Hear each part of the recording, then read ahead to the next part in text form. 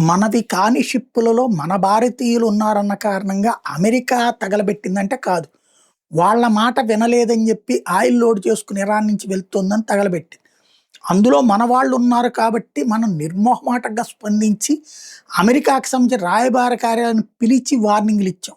అట్లాగే అమెరికా అధ్యక్షుడు ట్రంప్‌కి G7 దేశాల వేదికగా ఘాటుగా చెప్పొచ్చారు నరేంద్ర మోడీ. ఇది కళ్ళెదురుగుండా అందరి ఎదురుగుండా జరిగినటువంటి.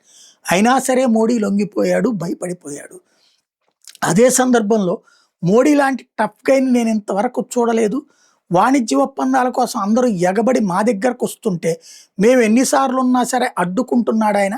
ఆయన దేశ ప్రయోజనాల కోసం ఎంతకైనా మొండిగా వాదిస్తాడాయన. టఫ్ గై అన్నటువంటిది ట్రంప్. అది మోడీ లేదా ఈ దేశం పట్ల అతనుకున్న భయం.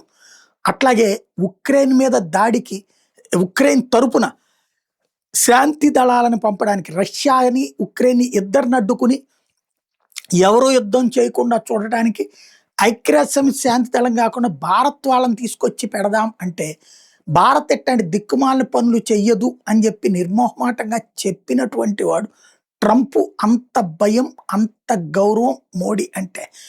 అలాంటి మోడీకి భయం ఉంది, లేకపోతే గనక ఆళ్ళకి లొంగాడు, వీళ్ళకి లొంగాడని రాసే, కూసే గాడిదలు దేశద్రోహ, జాతీయవాద వ్యతిరేక, కేవలం మోడీ వ్యతిరేకతతో ఈ దేశపు శక్తిని తక్కువ చేసి చూపెట్టేటటువంటి వీధి కుక్కలు. ఆ వీధి కుక్కల మొరుగుని పట్టించుకోనక్కర్లేదు.